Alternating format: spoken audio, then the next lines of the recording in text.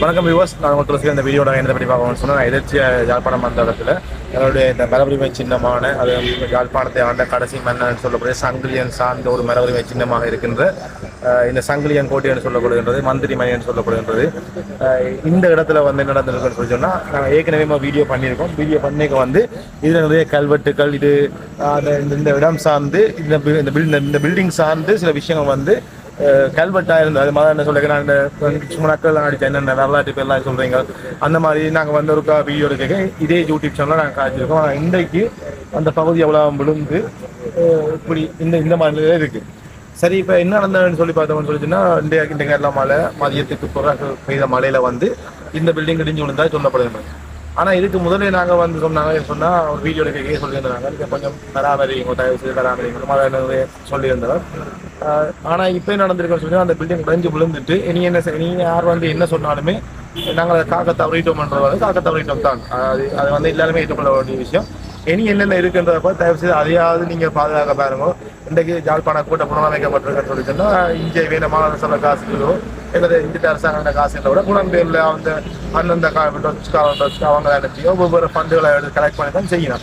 இந்த யாழ்ப்பாணத்துக்கும் அப்படி நிறைய பேர் வெளியில் இருக்கணும். அவங்க வந்து கண்டிப்பாக காசுன்ற விஷயங்களில் வந்து நீங்கள் ஒழுங்கான முறையில் நேர்மையான முறையில் செய்யக்கூடிய முறையில் நீங்கள் கலைச்சிருந்தீங்கன்னு சொல்லினா 100% அதுக்கான காசு வந்து இன்றைக்கு நாங்கள் வந்து ஆரிய குணம் புனரமைக்கப்படுகின்றது.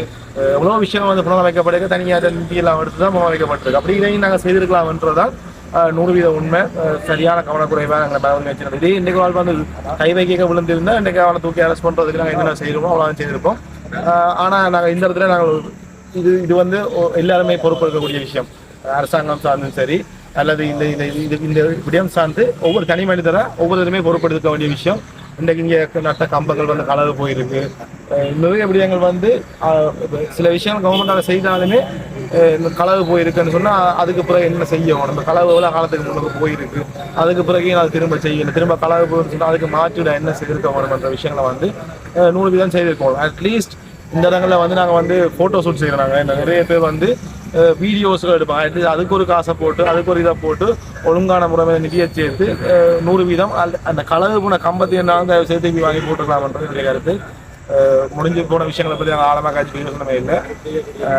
இது கடைசி பதிவை நான் முதல் எடுத்த அந்த வீடியோட பதிவுகளையும் ஒரு வரலாற்றுக்கான பதிப்பாக வந்து நான் இதில் போடுறேன். நன்றி.